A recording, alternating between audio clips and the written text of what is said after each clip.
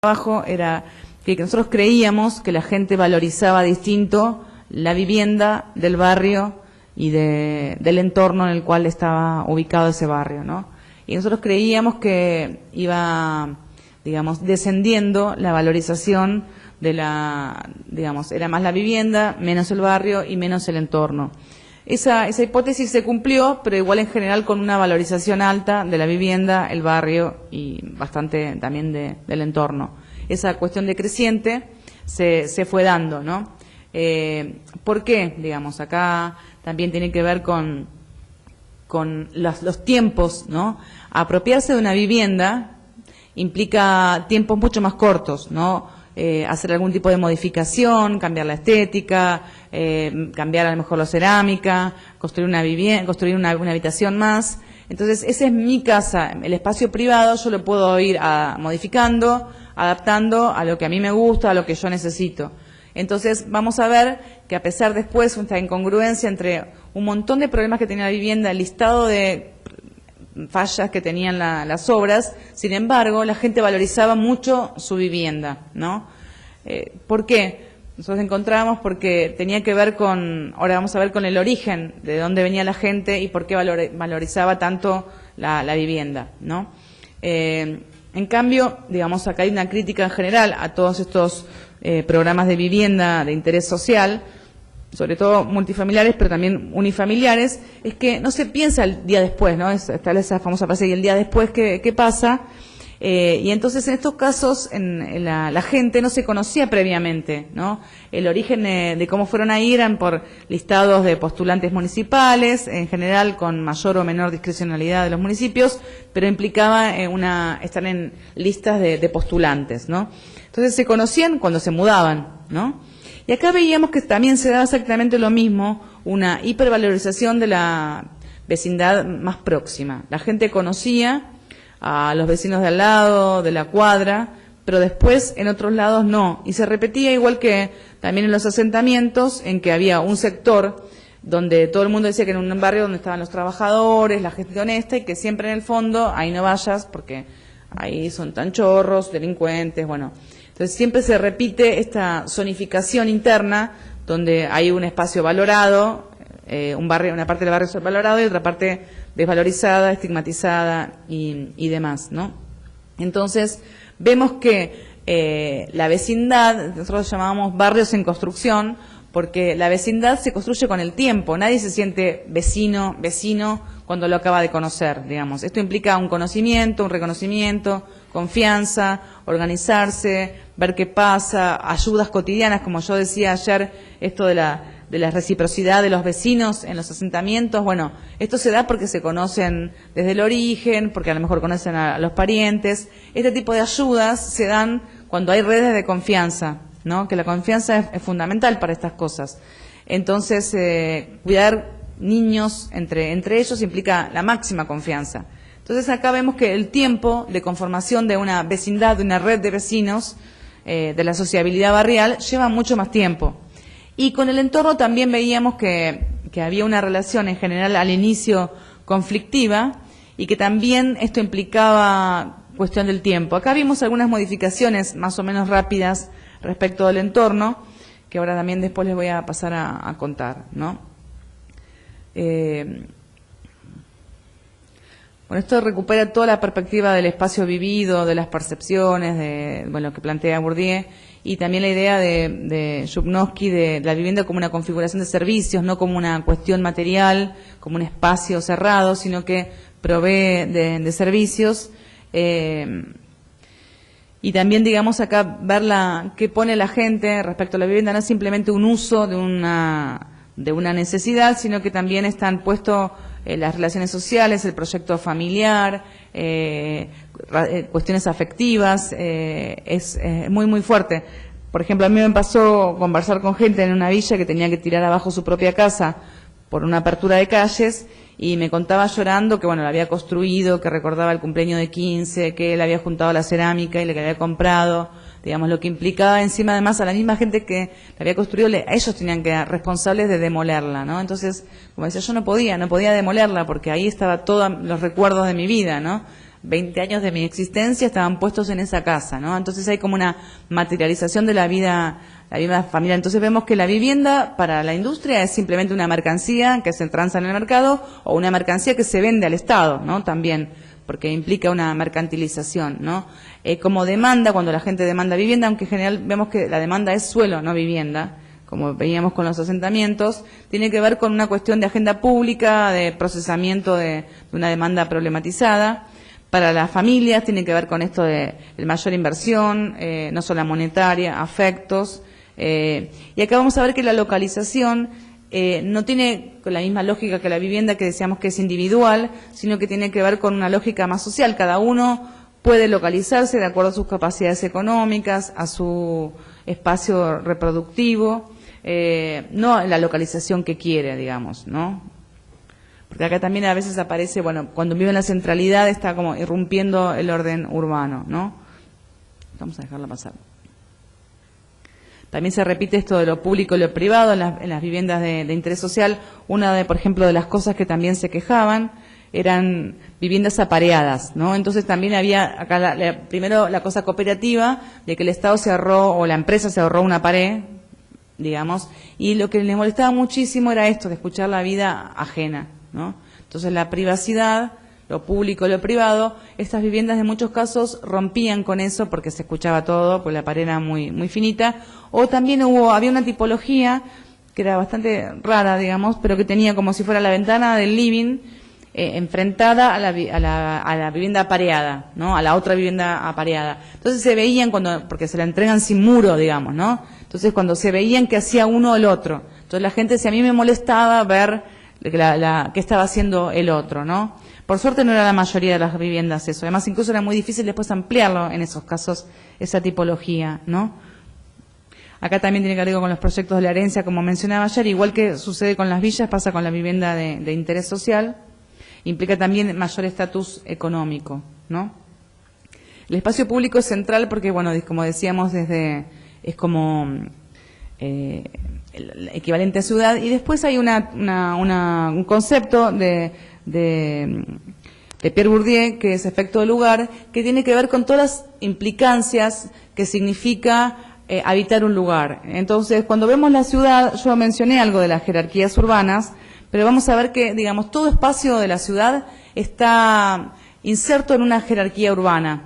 Jerarquía urbana que no es que la explicitamos, sino que la conocemos. Yo podría hacer acá una lista que me digan cuál es el barrio de mayor estatus dentro de Mar del Plata, por ahí lo dirían, y podríamos seguir también cuál es el de menor estatus en Mar del Plata, o en cada ciudad que uno elija. Y vamos a ver que entre todos, más o menos va a surgir lo mismo, digamos, ¿no? Yo este ejercicio lo suelo hacer, y en general, salvo alguna pequeña diferencia, todo el mundo sabe cuál es la jerarquía urbana de la ciudad, ¿no? Y no es que nadie lo discute, ni lo hablan, ni nada por el estilo, ni es que hay una guía de las jerarquías urbanas, eso sucede. Entonces, una de las cosas que pasaba, que veíamos, en qué lugar de la jerarquía urbana estaban los barrios de vivienda de interés social. Y encontrábamos que estaban en el mismo nivel que los asentamientos informales. Hay como ciertos detectores, sobre todo del peor estatus, que es, no entran los remises, digamos, es uno muy clásico. En estos barrios no entraban los remises, cuando iban a buscar trabajo era, no, vivís en el barrio de las casitas, en general muchas veces son barrios sin nombre. El de Morenos es conocido como la empresa constructora, el barrio de Nine, porque la empresa constructora era Nine. Entonces vemos que después aparece también un conflicto muy fuerte, un estigma muy fuerte, cuando apenas se mudan. En general, los vecinos de los barrios contiguos, hay dos discursos respecto a la gente que va al barrio de las casitas. Una, les regalaron la casa, no se merecen la casa, son uno de los privilegiados que habrán hecho, clientelismo político, les regalaron la casa y no se la merecen, obviamente, o son todos delincuentes, son todos chorros, son todos villeros. Entre o son privilegiados que no se merecen, o son la peor sector social. Esto después con el tiempo a veces cambia un poco, y también hay una cuestión que veíamos, que hay un tiempo descoordinado del Estado cuando construye barrios, porque primero vienen las viviendas y después viene la escuela, el centro de salud. Veíamos que había una diferencia más o menos de 2 años, ¿no? Recién 2 años después estaba la escuela y el centro de salud. Y como le decía, a veces son escalas bastante grandes. Entonces, cuando estos chicos van a la escuela, ¿qué pasaba? Digamos, no había problemas de vacante, también todo circulaba un rumor de que los chicos venían con cuchillo, de que eran chicos villeros, bueno, era un rechazo muy fuerte, en lo mismo en el centro de salud, porque entonces ahora que vienen los de las casitas tengo que hacer mucho más cola, no consigo turno. Entonces lo que hacían era, ponían un montón de gente disputando los servicios urbanos de la zona. En muchos casos los chicos continuaban viviendo, yendo a la escuela donde se vivían antes, o los adultos iban al centro de salud anterior, porque bueno, eran rechazados. Incluso había muchos casos que los adolescentes vivían en la casa de los abuelos, se quedaron viviendo en otro lado porque no querían perder la escuela secundaria en la que tenían. En general, todos estos, los que venían, provenían del mismo municipio, pero a veces en zonas más alejadas, a veces en zonas más cercanas. ¿Por qué, digamos, vamos a ver, valoran distinto en estas 3 escalas, digamos, de vivienda? Estas, bueno, son algunas, justo todas al mismo día nublado, pero bueno, acá vemos una de las cosas principales, digamos, que la gente, yo una vez le pregunté a una señora, bueno, ¿cuál era su necesidad de vivienda? A todo el mundo le preguntábamos, hicimos toda una encuesta sobre cómo estaba la vivienda ahora y, bueno, qué necesitaba mejorar, si había alguna parte del espacio que no era utilizado para espacio residencial, sino para otro tipo de función, sea productiva o religiosa, comunitaria. Bueno, hay diferentes preguntas. Entonces, una de las cosas cuando yo le preguntaba a una señora, bueno, ¿cuál es su necesidad de la vivienda? Y me decía, yo tengo una necesidad, que es pintar abajo la ventana de la casa, para abajo, de rojo. Esa era su necesidad, digamos, y estaba preocupada porque quería juntar la plata para la pintura, porque esa era su necesidad, que tenía que ver con sentir que es su casa, ¿no? Hay un montón de señales físicas que tienen una implicancia simbólica. Una de ellas también es, por ejemplo, en este caso, que uno se le ocurrió poner el equipo de fútbol en su tanque, uno de Boca, el de al lado le puso el de River, y bueno, el de Vélez, otro le puso de Vélez. Entonces, bueno, era de marcar que es la casa propia, ¿no? Acá ya vemos que enseguida, por ejemplo, amplió la casa con un kiosco, digamos, un comercio.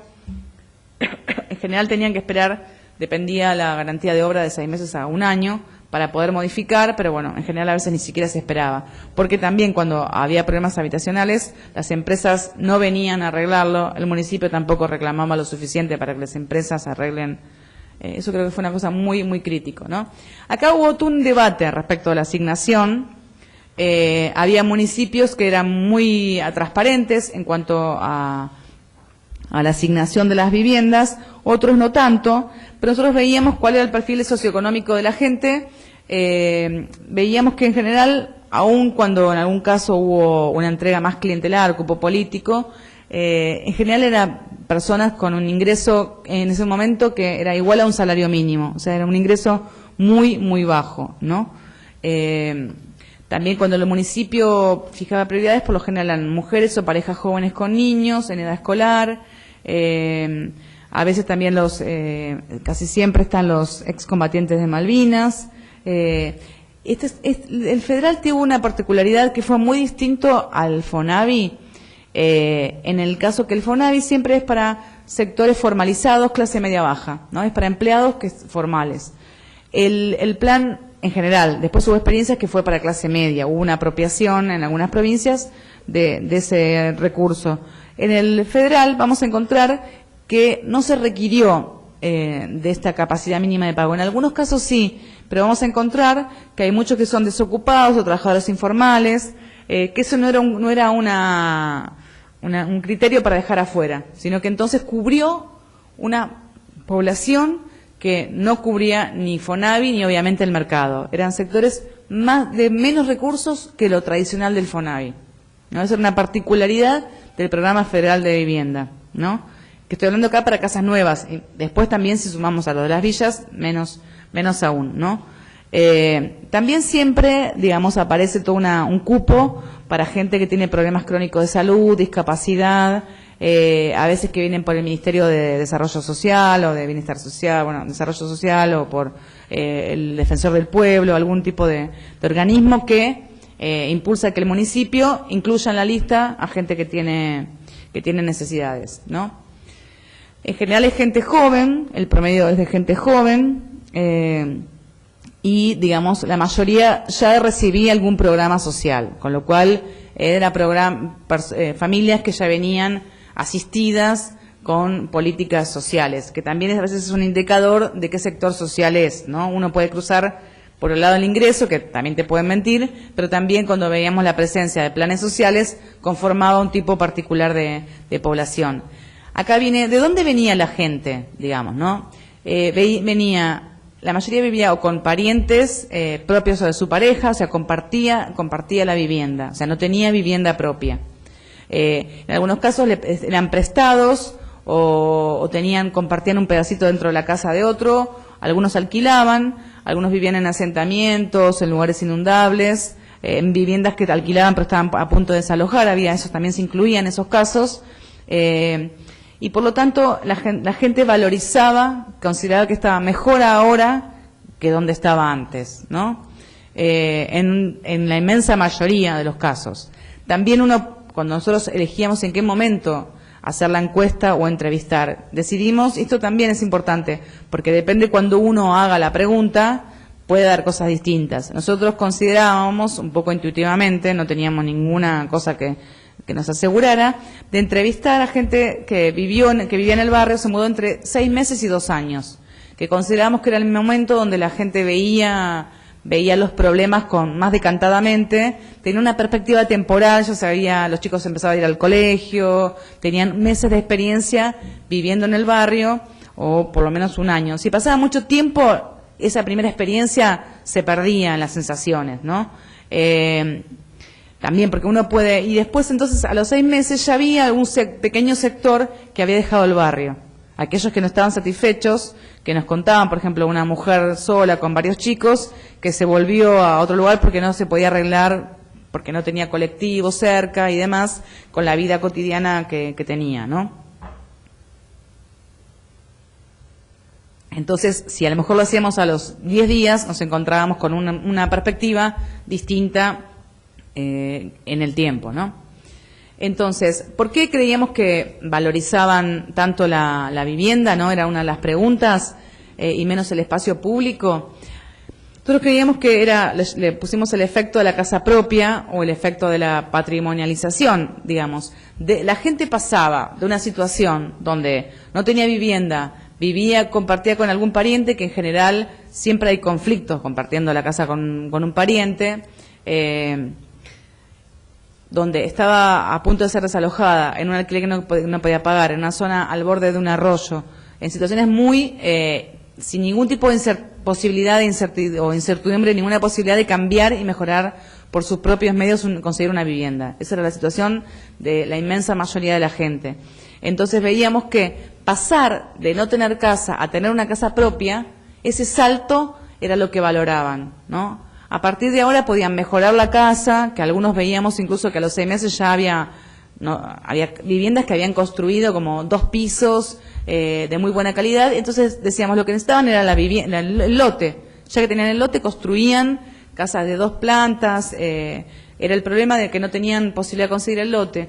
Entonces este efecto era lo que veíamos. Por eso estaban tan contentos, porque era en un contexto, digamos, en un país con tantas crisis, o los sectores populares que no tienen ningún tipo de ahorro, pasar a tener una casa propia significa tener la certidumbre de que no me van a desalojar, la certidumbre que si me peleo con mi suegro no me tengo que salir corriendo, no tengo donde vivir, la seguridad de que no me voy a inundar y voy a perder todo, y la posibilidad de que tengo un ahorro y si me quiero mudar, vendo la casa y compro otra casa y me voy a otro lado, ¿no? Eso a pesar de que el 83% nos contestaron que necesitaban ampliar o modificar la vivienda, que tenían esa necesidad. Entonces, la inmensa mayoría estaba satisfecha, pero la inmensa mayoría tenía que hacer cambios en su vivienda, ¿no? Eso, al principio en un momento dijimos, o sea, es totalmente incoherente, ¿qué está pasando? ¿Cómo fue que hicimos?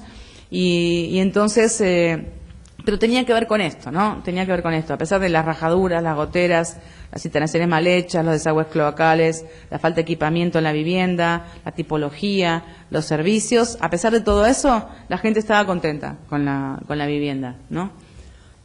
Acá vemos lo de las goteras, ¿no? Digamos, un cuarto tenía goteras, grietas, rajaduras. Necesitaba ampliar, un 82% necesitaba ampliar. Había mucha insatisfacción respecto al tamaño de la vivienda, ¿no? Y también veíamos que a pesar del poco periodo, y sabía que la gente además no podía tener actividades no residenciales, encontrábamos que ya casi un 12% tenía un espacio en la casa que hacía o fabricaba pizza o tenía un kiosco, una verdulería, a veces sin ampliar. Tenía un taller, tenía una iglesia evangélica, un montón de cosas, ¿no? En el espacio.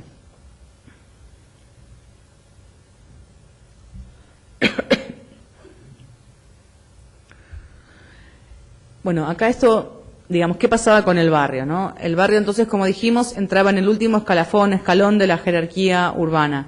También, así como el Estado venía un poco más tarde respecto al equipamiento educativos y la salud, también el transporte venía más tarde. En algunos casos también la recolección de residuos, porque como son licitaciones con un territorio en particular, como no estaba construido, bueno, hasta que se incluyera en el servicio de basura ese sector, mientras tanto la gente no tenía recolección de residuos, ¿no? Esto de los vecinos que eran villeros, delincuentes o privilegiados, y esta sociabilidad que todavía implicaba mucha desconfianza con el vecino, incluso a veces cercano, ¿no? No había organización barrial, salvo algún caso que el municipio quería como tener algo así como delegados, con los cuales tener como interlocutores ante algún conflicto, pero veíamos que no había organización barrial, no había ni una sociedad de fomento, una asociación civil, no había nada, ¿no? Y el espacio público era, decíamos, una tarea pendiente, porque en algunos casos tenían plazas, pero la municipalidad no los cuidaba. Había justo en un barrio que tenía 2 plazas. Una, los vecinos se pusieron de acuerdo y tenían todo el pasto cortado, cuidado. En el otro sector, no. Entonces veíamos también que el espacio público era un lugar muy abandonado por parte del Estado. Digo, en esto el día después, el Estado no aparecía, no había presencia en el barrio después, ¿no? Cuando preguntábamos sobre esto de la sociabilidad barrial, a diferencia de lo que pasaba en las villas, se le preguntaba si estaban integrados con los vecinos, el 56% decía que no había integración con los vecinos, ¿no? Entonces vemos que no se daba tanto, ¿no? Sí empezaban a haber formas de reciprocidad.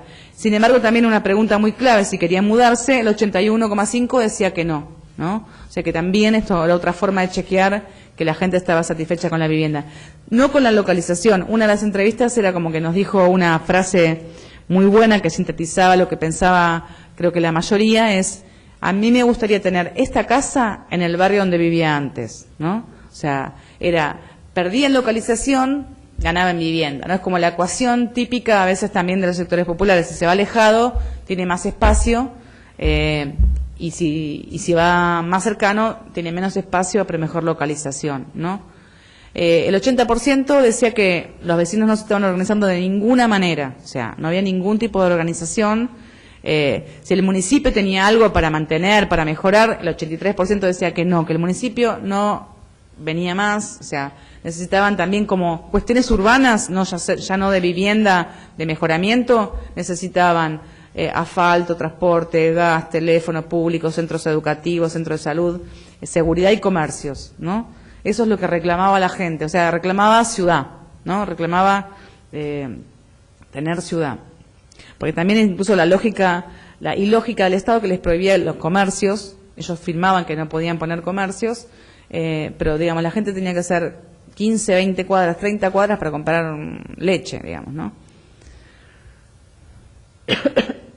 Acá, digamos, también, ¿en qué entorno socioeconómico se insertaban los barrios?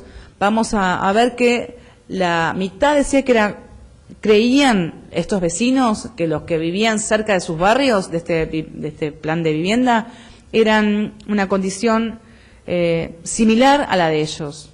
En otro caso, incluso el 41% decía que ellos vivían peor los de los barrios contiguos que ellos, ¿no?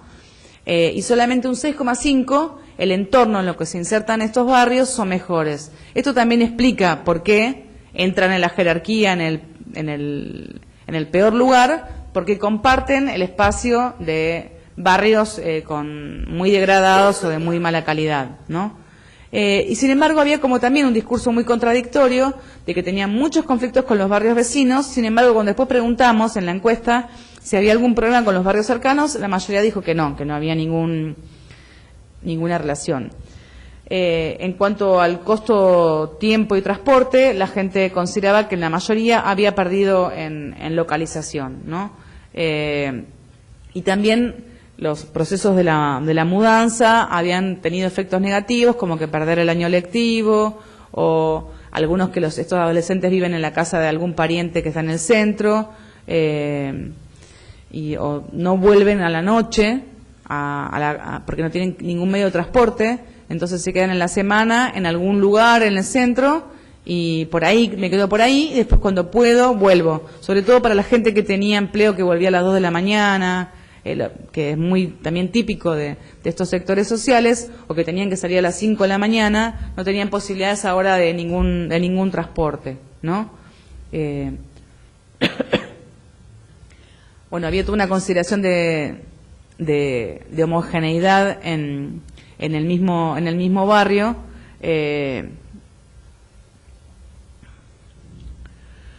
Bueno, acá vamos al detalle de las viviendas, pero bueno, no tiene a lo mejor mucho sentido. Pues le preguntábamos en general del barrio, cada cosa le preguntábamos también sobre cada uno de los rubros y aspectos de la vivienda, del tamaño, los servicios, la infraestructura, el techo, las paredes, preguntábamos todo. Entonces vemos que el impacto tiene que ver con la idea de la valorización con la situación en la cual se encontraban antes, con la localización, perdían en localización, en algún caso se hablan de esta descapitalización en cuanto a la localización previa, que eso tenía que ver con conseguir trabajo, digamos, justamente aquel que no tenía transporte consideraba que en algunos casos esta nueva localización no les permitía conseguir trabajo, digamos, o no mejoraba su situación para conseguir trabajo, ¿no? Entonces había una valorización puertas adentro y una cierta desvalorización creciente puertas afuera. Cuanto más se iban de la casa, más desvalorizaba, ¿no? Entonces vemos la necesidad de construir ciudad, que es algo que no se contempla, son políticas que tienen un sesgo muy viviendista, que creen que la gente necesita viviendas, que la necesidad se centra en las viviendas, y todo esto, digamos, vuelve a reafirmar que la gente necesita vivienda, pero también escuelas, centros de salud, transporte, servicios, espacios culturales, espacios religiosos, o sea, necesita ciudad. Entonces siempre volvemos a esta cuestión. Si bien no fue la localización tan mala como muchas experiencias del FONAVI, tampoco les permitía cierta centralidad, ni siquiera recrear como los comercios dentro de la casa esta centralidad, ¿no? Bueno, ya podemos hacer un corte y después entonces una de las cuestiones centrales es esto, que había un divorcio muy fuerte entre lo que es la política urbana y la política de vivienda. Son dos carriles que el Estado todavía no aprendió a unir, digamos, ¿no? Entonces, la necesidad se centra para el Estado en la vivienda y no aparece esta cuestión, y también incluso la cuestión del desarrollo local, que apareció muchas veces por la demanda de que los mismos vecinos, eso pasó en las villas, cuando se construía vivienda por empresa, había una presión muy fuerte de que un cupo, a veces un 20, un 30% o más del barrio, sea incluido en la gente que trabajaba en la construcción de vivienda. Eso a veces se cumplió, a veces no, a veces las empresas decían que sí y después no se hacía. Pero entonces también veíamos que falta una mirada sobre el desarrollo local, digamos, qué empleo, qué emprendimientos dentro del barrio, qué políticas de desarrollo se dan para dentro del barrio. Y recuperar o conciliar esto que parece divorciado de política urbana con política de vivienda. Entonces, si quieren hacemos un corte o no sé si...